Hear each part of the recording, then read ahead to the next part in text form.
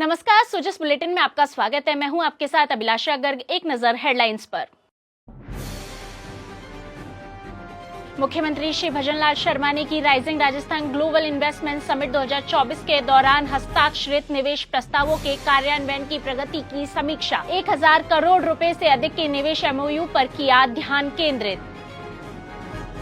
मुख्य सचिव श्री सुधांश पंत ने की नार्को कोऑर्डिनेशन सेंटर तंत्र की राज्य स्तरीय कमेटी की बैठक की अध्यक्षता। कहा, नशा मुक्त राजस्थान के लिए सभी एजेंसियां समन्वय से करे कार्य।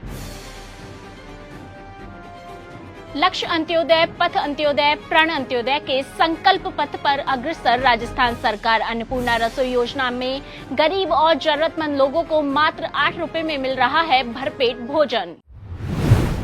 मुख्यमंत्री श्री भजनलाल शर्मा ने आज मुख्यमंत्री निवास पर rising Rajasthan global investment summit 2024 में संपन्न हुए 1000 करोड़ रुपए से अधिक के समझौता ज्ञापनों के संबंध में अधिकारियों के साथ समीक्षा बैठक ली। मुख्यमंत्री ने बैठक में 1000 करोड़ रुपए से अधिक के निवेश एमओयू पर ध्यान केंद्रित किया। मुख्यमंत्री ने संबंधित अधिकारियों को निवेशकों के साथ संवाद स्थापित करने, साइट विजिट की सुविधा प्रदान करने और चिन्हित भूमि पार्सल के आवंटन के लिए एक स्पष्ट रूपरेखा तैयार करने के लिए निर्देशित किया। इस अवसर पर उपस्थित अधिकारियों को निवेश प्रस्तावों के त्वरित क्रियान्वयन, समयबद्ध अनुवर्ती कार्यवाही एवं निवेशकों से निरंतर संवाद बनाए रखने के लिए निर्देशित किया। लक्ष्य अंत्योदय, पथ अंत्योदय, प्रण अंत्योदय के संकल्प पथ पर राजस्थान सरकार निरंतर अग्रसर है। मुख्यमंत्री श्री भजनलाल शर्मा ने कहा कि प्रधानमंत्री श्री नरेंद्र मोदी ने 4 जातियां बताई है। हमारा लक्ष्य किसानों, युवाओं, महिलाओं एवं गरीबों का उत्थान करना है तथा अंतिम पंक्ति के व्यक्ति को योजनाओं का लाभ पहुंचाना है। उन्होंने कहा कि अन्नपूर्णा रसोई योजना में गरीब और जरूरतमंद लोगों को भरपेट भोजन मात्र 8 रुपए में उपलब्ध करवाया जा रहा है। भोजन थाली में मात्रात्मक और गुणात्मक सुधार करते हुए इसमें मिलेट्स को भी शामिल किया गया है। मुख्यमंत्री श्री भजनलाल शर्मा ने आज सनातन आस्था के महापर्व माघ पूर्णिमा की प्रदेशवासियों और समस्त श्रद्धालुओं को हार्दिक बधाई और शुभकामनाएं दी है।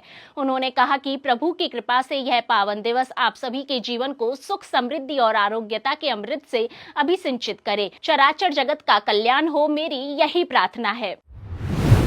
राज्यपाल श्री हरिभाऊ बागड़े ने आज अयोध्या पहुंचकर परिजनों सहित भगवान श्री राम लला के दर्शन किए। राज्यपाल श्री बागड़े ने मर्यादा पुरुषोत्तम भगवान श्री राम की पूजा अर्चना की। उन्होंने भगवान से राष्ट्र और राज्य की समृद्धि, संपन्नता और खुशहाली की कामना की। राज्यपाल ने श्री राम के अलौकिक स्वरूप को देख भाव विभोर होते हुए कहा कि श्री राम की छवि दिव्य, अलौकिक और भव्य है। उप मुख्यमंत्री दिया कुमारी की अध्यक्षता में आज पर्यटन भवन में अहम बैठक का आयोजन किया गया, जिसमें दिया कुमारी ने कहा कि नई पर्यटन नीति लाई जा रही है। उन्होंने कहा कि राजस्थानी कल्चर, राजस्थानी डेकोरेशन को इसमें महत्वपूर्ण रूप से शामिल किया जाएगा। उन्होंने कहा कि पर्यटन नीति प्रदेश में जल्द ही लागू की जाएगी। राजस्थान में इस साल कई बड़े इवेंट होने जा रहे हैं जो पर्यटन के लिहाज से प्रदेश को दुनिया के नक्शे पर ला देंगे। इनमें सीतापुर स्थित जेईसीसी में इसी साल 8 और 9 मार्च को होने जा रहे international Indian film academy IIFA award समारोह को भी शामिल किया गया है। दिया कुमारी ने कहा कि फिल्म पॉलिसी को भी आईफा अवार्ड्स के दौरान लॉन्च किया जाएगा। ऐसे में नई पर्यटन नीति में प्रदेश को शूटिंग डेस्टिनेशन के तौर पर विकसित करने जैसे कई बड़े फैसले भी लिए जाएंगे। कि अननोन वेन्यूज हैं, अननोन डेस्टिनेशंस हैं, ताकि उनके बारे में भी प्रचार प्रसार हो। एक फिल्म शूटिंग से क्या होता है, कोई फिल्म बनती है या ओटीटी प्लेटफॉर्म में सीरीज बनती है तो वो उस जगह के बारे में बहुत अच्छी पब्लिसिटी होती है। ऐसे बहुत सारे डेस्टिनेशंस हैं ग्लोबली जिनके बारे में मूवीज या सीरीज शूट हुई है और उसके बाद वो इतने फेमस हो गए हैं कि सब लोग वहां जाना चाहते हैं। तो हम लोग भी कोशिश करेंगे कि via film medium, film shootings के माध्यम से हमारे राजस्थान के टूरिज्म का भी प्रचार प्रसार हो। और इसीलिए आईफा अवार्ड्स, जो कि इंटरनेशनल अवार्ड सेरेमनी है, अवार्ड्स हैं, वो राजस्थान में होने जा रहे हैं। दूसरी बार भारत में होने जा रहे हैं, इससे पहले मुंबई में हुए थे। तो वो भी एक बहुत बड़ा एक माध्यम होगा राजस्थान को प्रमोट करने का। उस अवार्ड सेरेमनी के दौरान हम लोग कोशिश करेंगे कि हमारे भी जो कल्चरल आर्टिस्ट हैं, जो हमारे लोक कलाकार हैं, जो हमारे कलाकार हैं, उनको भी प्लेटफॉर्म मिले कि वो भी अपने वहां पर डांसेस करें, अपने परफॉर्मेंसेस करें, ताकि उनको भी एक ग्लोबल प्लेटफॉर्म मिलेगा। क्योंकि ये जो प्रसारण होगा इस शो का, वो पूरे वर्ल्ड में होगा। तो हमको एक बहुत बड़ा एक प्लेटफॉर्म मिलेगा, एक जरिया मिलेगा जिसमें हम राजस्थान को शोकेस करेंगे, राजस्थान के आर्ट कल्चर को शोकेस करेंगे, हेरिटेज को शोकेस करेंगे और हमारे पूरे राजस्थान को कि भाई ये राजस्थान है, यहां आइए, पधारो हमारे देश। मुख्य सचिव श्री सुधांशु पंत ने कल शासन सचिवालय में नार्को कोऑर्डिनेशन सेंटर तंत्र की राज्य स्तरीय कमेटी की बैठक की अध्यक्षता की।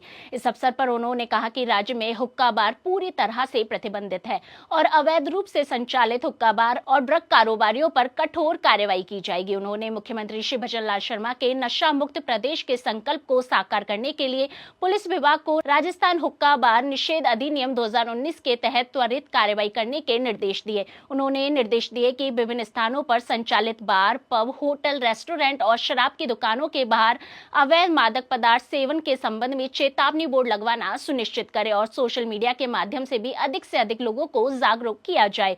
उन्होंने कहा कि युवा पीढ़ी को नशे से दूर करने के लिए नारकोटिक्स कंट्रोल ब्यूरो, पुलिस, परिवहन, सामाजिक न्याय एवं अधिकारिता विभाग सहित सभी संबंधित विभाग और एजेंसियां समन्वय से कार्य करें और ड्रग माफियाओं पर कड़ी नकेल कसे। इसके लिए जिला स्तर पर नियमित रूप से टास्क फोर्स की बैठकें आयोजित करने का निर्देश भी दिया गया। मुख्य सचिव ने चिकित्सा विभाग, पुलिस और एनसीबी द्वारा संयुक्त अभियान चलाकर अवैध रूप से बिना चिकित्सकीय परामर्श के एच श्रेणी के ड्रग्स, अवैध दवाइयों एवं मादक पदार्थ बेचने वाले मेडिकल स्टोर्स पर कड़ी कार्रवाई करने के निर्देश दिए। उन्होंने कहा कि सभी संबंधित विभाग और ड्रग लॉ इन्फोर्समेंट एजेंसियां मिलकर प्रदेश को नशा मुक्त बनाने की दिशा में कार्य करें। उन्होंने सीमावर्ती जिलों में सघन नाकाबंदी कर नशीले पदार्थों और उनके निर्माण में काम आने वाले रसायनों की तस्करी पर पूर्णतः प्रतिबंध लगाने के भी निर्देश दिए। श्री पंत ने समाचार पत्रों, विभिन्न प्रचार और संचार माध्यमों के जरिए नशे की रोकथाम के लिए आमजन को जागरूक करने के लिए सूचना एवं जनसंपर्क विभाग एवं सभी शैक्षणिक संस्थाओं में विद्यार्थियों को नशे की लत से दूर रहने के लिए ई प्रतिज्ञा दिलाने के निर्देश शिक्षा विभाग के अधिकारियों को दिए। उन्होंने निजी नशा मुक्ति केंद्रों की प्रभावी मॉनिटरिंग के भी निर्देश दिए। पशुपालन, गोपालन और डेयरी मंत्री श्री जोराराम कुमावत ने आज राजस्थान पशुधन विकास बोर्ड के सभागार में राष्ट्रीय गोकुल मिशन के अंतर्गत 13 जिलों में तरल नत्रजन भंडारण के लिए 3000 लीटर के साइलो का वर्चुअल लोकार्पण किया। उन्होंने बताया कि तरल नत्रजन पशु नस्ल सुधार के लिए किए जाने वाले कृत्रिम गर्भाधान में काम आता है। तरल नत्रजन की भंडारण की व्यवस्था को सुदृढ़ बनाए रखने के लिए राज्य के 16 जिलों में 3-3000 लीटर क्षमता के वर्टिकल साइलो पूर्व में स्थापित किए जा चुके हैं। इस तरह अब राज्य के 29 जिलों में वर्टिकल साइलो की स्थापना हो जाने से तरल नत्रजन भंडारण की कुल क्षमता 93,000 लीटर हो गई है। जयपुर और उदयपुर के साइलो की क्षमता 6,000 लीटर की है। वर्चुअल लोकार्पण के बाद श्री कुमावत ने वीसी से जुड़े जिलों के पशु चिकित्सा अधिकारियों से बात की और साइलो की कार्यप्रणाली को समझा। उन्होंने जिलों के अधिकारियों का मनोबल बढ़ाते हुए कहा कि सरकार पशुपालकों और पशुओं के हित के लिए उनकी सभी मांगों पर गंभीरता से विचार करेगी। उन्होंने कहा कि कृत्रिम गर्भाधान के लिए आवश्यक सभी सुविधाएं जिलों में पहुंचा दी गई है। अब राजस्थान को इस क्षेत्र में पहले नंबर पर लाना विभाग के अधिकारियों और कर्मचारियों के ऊपर निर्भर करता है। इस अवसर पर पशुपालन मंत्री ने जयपुर जिले के मैत्री कार्यकर्ताओं को एआई किट का वितरण भी किया। उन्होंने मैत्री कार्यकर्ताओं को निर्देश दिया कि वे पूरी निष्ठा और मेहनत से काम करें और कृत्रिम गर्भाधान में राजस्थान को देश में पहला स्थान दिलाने में अपनी महत्वपूर्ण भूमिका निभाए। मंत्री ने कहा कि प्रधानमंत्री श्री नरेंद्र मोदी के संवेदनशील मार्गदर्शन और मुख्यमंत्री श्री भजनलाल शर्मा के कुशल नेतृत्व में प्रदेश सरकार पशुओं के कल्याण के प्रति समर्पित होकर काम कर रही है। और अब चलते चलते बात करते हैं राजस्थान की अध्यात्म और विरासत की। डूंगरपुर शहर में बेणेश्वर धाम पर आज माघ पूर्णिमा पर आदिवासियों का महाकुंभ में हजारों की संख्या में भक्त उमड़े, जहां महंत अच्युतानंद महाराज की पालकी यात्रा और शाही स्नान आकर्षण का केंद्र रहा। इस दौरान श्रद्धालुओं ने सोम, माही और जाखम के त्रिवेणी संगम में आस्था की डुबकी लगाई। वहीं दिवंगत परिजनों की अस्थियों का विसर्जन कर देव दर्शन किए। राजस्थान, गुजरात, महाराष्ट्र, मध्य प्रदेश समेत देश भर के कोने से आए माओ भक्तों और श्रद्धालुओं ने त्रिवेणी संगम के नदी घाटों पर पवित्र स्नान किया। नदी में सुबह उगते हुए सूर्य को अर्घ्य दिए। ढोल, तबले और वाद्य यंत्रों की थाप पर सात समाज के भक्तों ने संत मावजी महाराज के भजनों का गुणगान किया। 5 किलोमीटर की पालकी यात्रा में हजारों श्रद्धालु जुड़ते गए। सुजस बुलेटिन में फिलहाल के लिए इतना ही। फिर होगी आपसे मुलाकात, तब तक के लिए नमस्कार।